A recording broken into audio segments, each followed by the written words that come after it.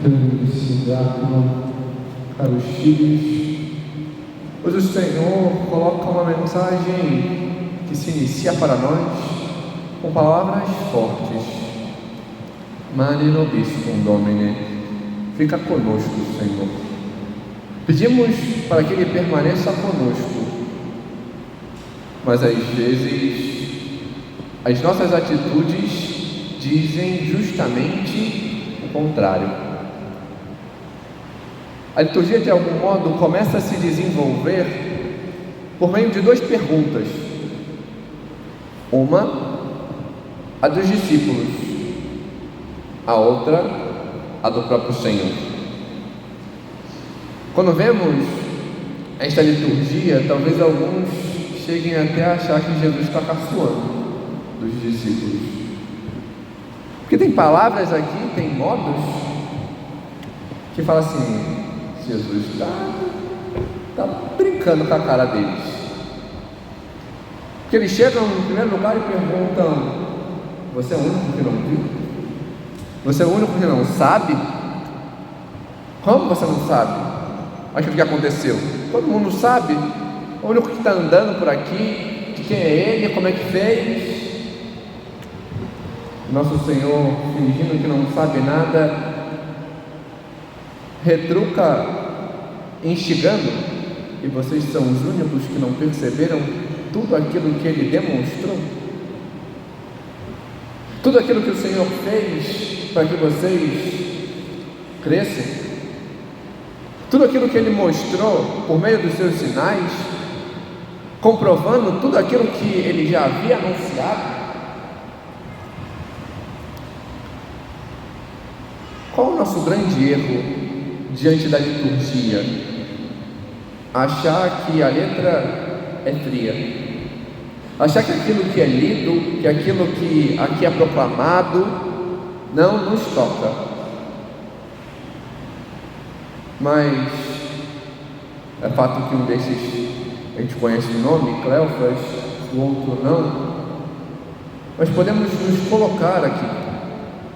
Somos nós que estamos neste caminho de retorno aonde é a nossa moradia, a nossa casa, o nosso conforto, o local onde a gente quer voltar para uma seguridade.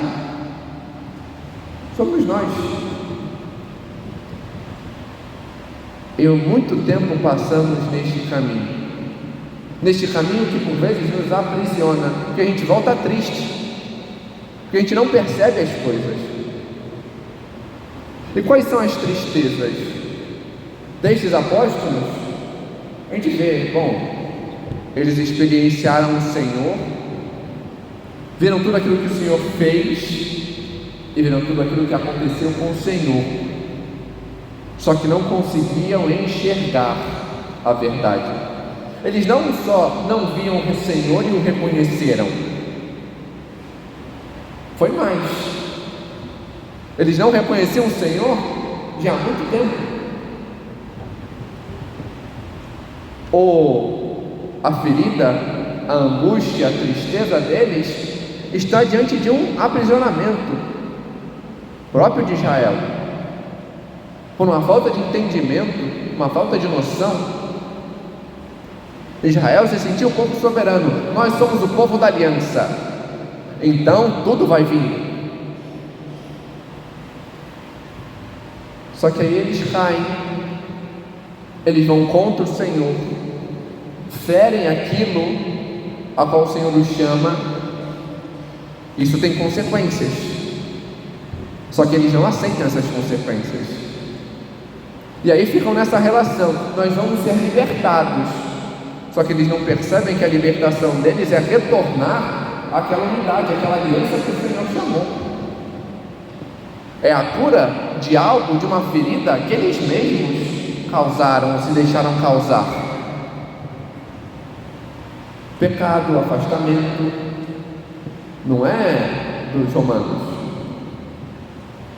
não é uma ferida somente deles, mas de toda a humanidade, mas eles se colocam para si. Nós talvez, diante deste nosso caminho, nós fazemos o mesmo. Voltamos tristes. Só vê, como estamos nesse momento de Páscoa? A gente sabe experimentar a alegria? Ou a gente continua com a cara amarrada? A gente sabe exultar no Senhor? Ou continua carregando esta pedra, este peso? Sem saber ter esta mudança, a gente continua carregando as mesmas coisas, feridas que talvez tenham sido salvadas lá atrás, por uma palavra de um amiguinho na escola, por uma palavra do pai, da mãe, de um conhecido que nem era tão importante, mas diante daquilo, e diante dessa ferida que vem me importando, vem me levando, dizendo, pode ser uma coisa boba, mas que uma criança coloca, você é feio, a pessoa carrega aquilo pro resto da vida. Você não tem atenção, você não serve para isso. E aí aquilo vai me levando, e vai me levando a corresponder e a continuar me ferindo diante das minhas escolhas, diante do meu modo de agir. E aí eu vou continuando no caminho, ferindo, discutindo, me martirizando. Me firo porque, eu tenho que compensar aquilo que ele disse, então eu vou fazer um monte de coisa, tudo errado. O meu modo como eu falo com o outro, aí eu falo de modo agressivo, aí eu discuto, aí eu brigo, na escola, no trabalho, em casa, fujo das minhas responsabilidades. E aí eu sou um pai que não corrige o filho, porque quando eu fui corrigido, eu fui ferido, e aí eu não sei corrigir meu filho, eu não sei dizer, olha, isso aqui está errado, você não vai fazer isso e ponto. Eu não sei fazer isso, porque se eu fizer isso eu vou ferir meu filho. Por quê? Porque eu não sei me deixar tocar na minha ferida. Eu tenho um descontrole, porque diante desse afastamento, desse não quererem brincar comigo quando eu era criança, não me proibirem de fazer isso ou aquilo, eu vou querendo simplesmente fazer agora a minha vontade. E aí a soberba grita. E o modo como eu falo com os outros é: isso daqui que eu faço é melhor do que o seu. Eu não reconheço o que o outro faz, como o outro faz. É sempre do meu jeito, segundo a minha vontade, segundo o meu querer. E vou seguindo nessa estrutura, ferindo e diante daquilo que os outros colocam, me deixando ferir,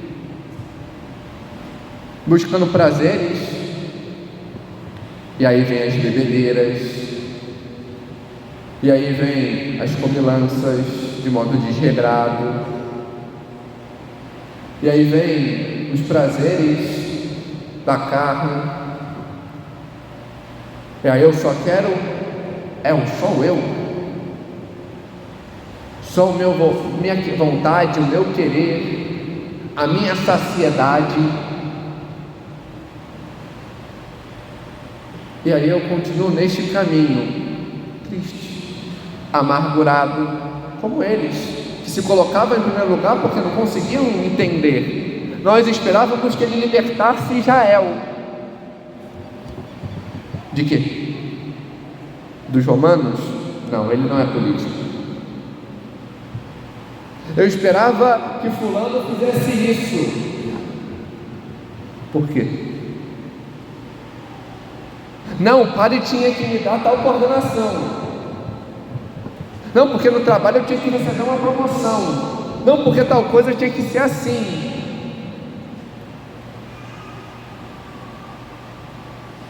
Eu condiciono a minha alegria às coisas. E por não ter a minha expectativa atendida, eu continuo caminhando triste. E não vejo os sinais. E aí está o estremecer do Senhor. Vocês são os únicos que ainda estão cegos e não perceberam os sinais? Vocês não perceberam que aquilo que Moisés fez atravessando, ele concretizou de modo pleno, fazendo com que vocês atravessassem não o mar vermelho, mas de um estado de pecado para a graça, de um estado de ser escravo para a liberdade? Vocês não percebem que o ferir da pedra agora tem uma pedra viva, a qual é ferida e se deixa jorrar para uma vida nova, o lado aberto de Cristo? Aquilo que te feria, as serpentes no deserto, agora ele, como sinal verdadeiro e perpétuo, foi erguido e manifestado para te curar. Aquele a quem vocês ofenderam, agora é aquele que se dá para o teu resgate. Não percebem? Tudo aquilo que os profetas anunciaram, estremeceram, ele vai vir, ele vai tocar, ele vai mudar, ele vai...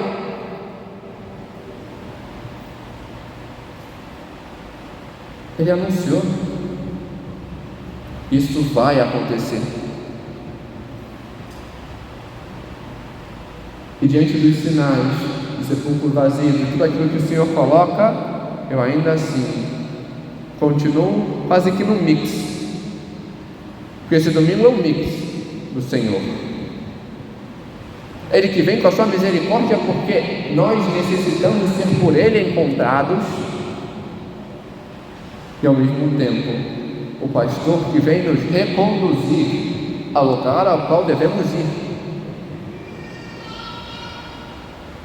Mas por vezes nós não deixamos. E por isso o Senhor nos estremece, para que o nosso coração, por vezes frio como o deles, destes apóstolos, destes discípulos, fosse reaquecido, restaurado, elevado. Mas tudo isso depende de um querer, o meu querer, o me deixar ser encontrado pelo Senhor e o buscar encontrá-lo. Esse ato de correspondência, porque Ele vem como São Pedro coloca na segunda leitura, vem porque nos ama e nos liberta, não para esse mundo, não para estas coisas, não para uma promoção, para isso ou para aquilo,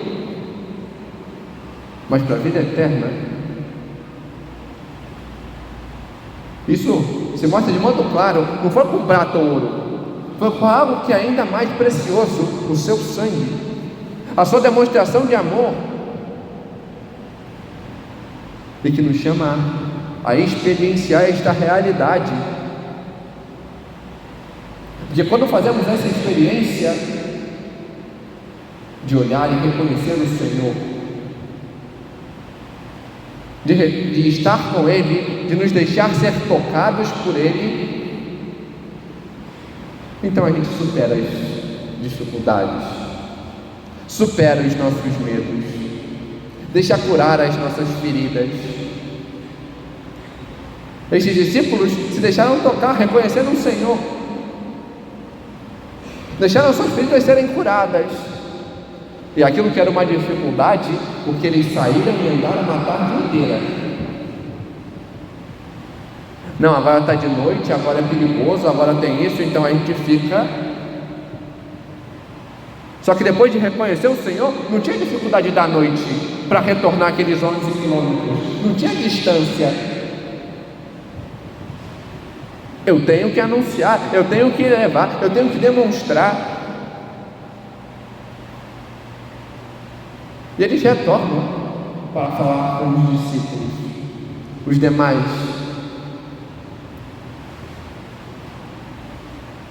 Do mesmo modo, São Pedro, que na primeira leitura estava junto com os demais, com medo, aprisionado, e depois dessa real experiência da transformação que sofre, desse elevar, ele sai e não quer nem saber se vão falar mal dele, se vão criticar, se vão apedrejar. Ele chega e já falando: olha, vocês negaram o Senhor, vocês são os ímpios que os condenaram, mas Ele morreu por vocês, e te oferece a libertação, te oferece esse amor, te oferece essa mudança de vida. Cabe a nós também nos deixar fazer esta experiência e nos deixar encontrar por Cristo, nos deixar ter este querer mais profundo e nos deparar com a realidade. E o Senhor tão bondoso é, que diante da nossa limitação em caminhar em retorno, em caminhar para nos deixar encontrar por Ele, nos oferta alguém para nos conduzir a esta realidade, a Virgem Maria. Ela, como dizemos na ladainha, é a porta do céu, é a porta que nos leva ao caminho que é Cristo. Deixamos-nos ser conduzidos por ela, para sermos encontrados e encontrar o Senhor, e fazendo esta experiência, que o nosso coração possa aquecer, para podermos amar e manifestar este amor aos demais. Glória ao Pai, ao Filho e ao Espírito Santo.